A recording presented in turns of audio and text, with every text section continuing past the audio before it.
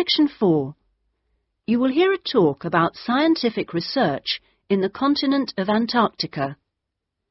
First, you have some time to look at questions 31 to 40.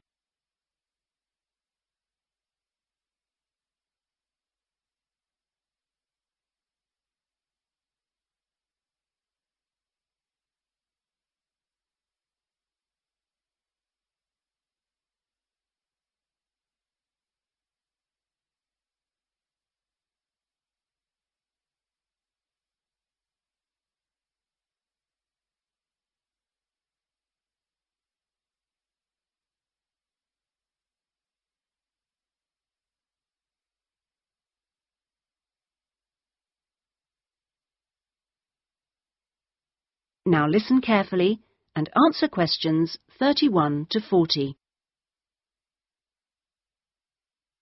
Tonight I'm going to talk to you about that remarkable continent, Antarctica. Remote, hostile, and at present uninhabited on a permanent basis. For early explorers, it was the ultimate survival contest. For researchers like me, it remains a place of great intellectual challenge, while for the modern tourist, it's simply a wilderness of great beauty. First, some facts and figures. Antarctica is a place of extremes, the highest, coldest, and windiest continent, and over 58 times the size of the UK. The ice cap contains almost 70% of the world's fresh water and 90% of its ice. But with very low snowfall, most of the continent technically falls unbelievably into the category of desert. Huge icebergs break off the continent each year, while in winter, half the surrounding ocean freezes over, which means its size almost doubles.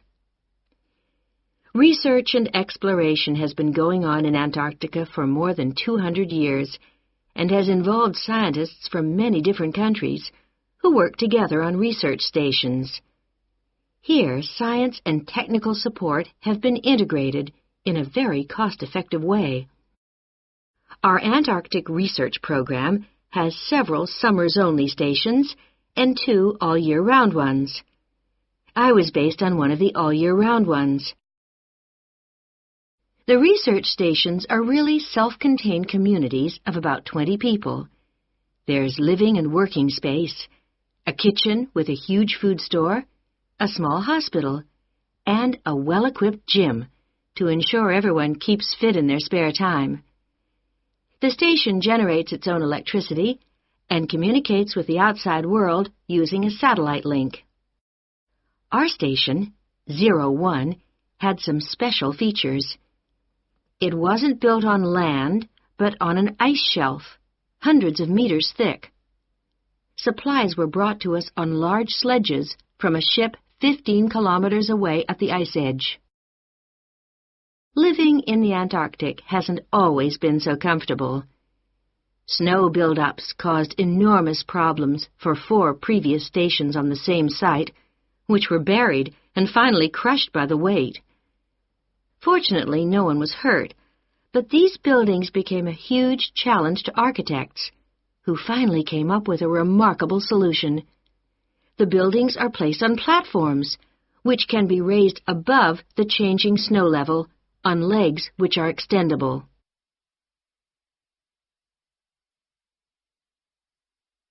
Food is one of the most important aspects of survival in a polar climate. People living there need to obtain a lot more energy from their food, both to keep warm and to undertake heavy physical work.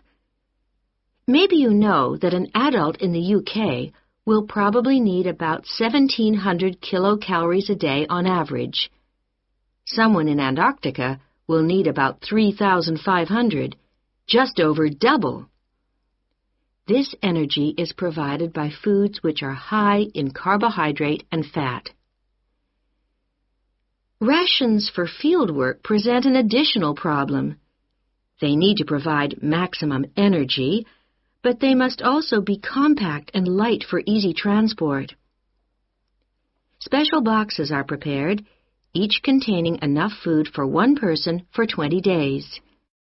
You may be familiar with coffee processed by freeze-drying, which preserves the quality of the food product while making a large saving in weight. Well, this type of presentation is ideal in our situation. It wasn't available to earlier polar explorers whose diet was commonly insufficient for their health. I think that being at the cutting edge of science has a special appeal for everyone working in Antarctica, in whatever capacity.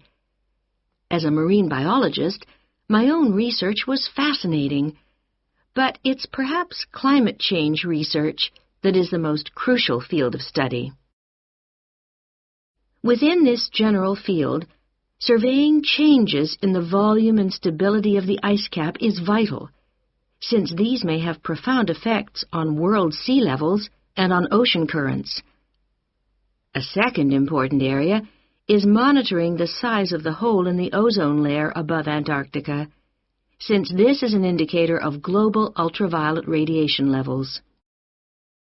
Thirdly, bubbles in the ice sheet itself provide an index of pollution, because frozen inside them are samples of previous atmospheres over the past 500,000 years, and these provide us with evidence for the effects of such human activities as agriculture and industry.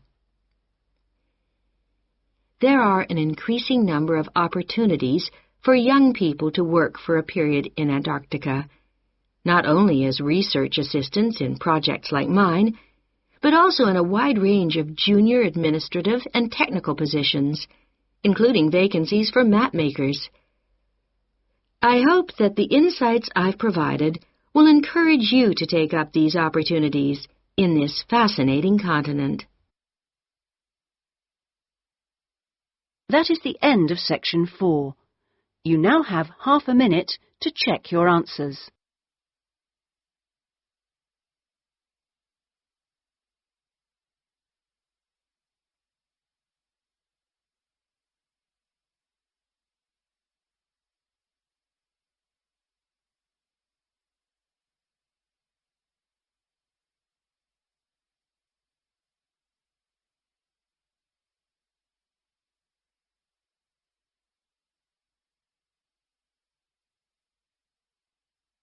That is the end of the listening test.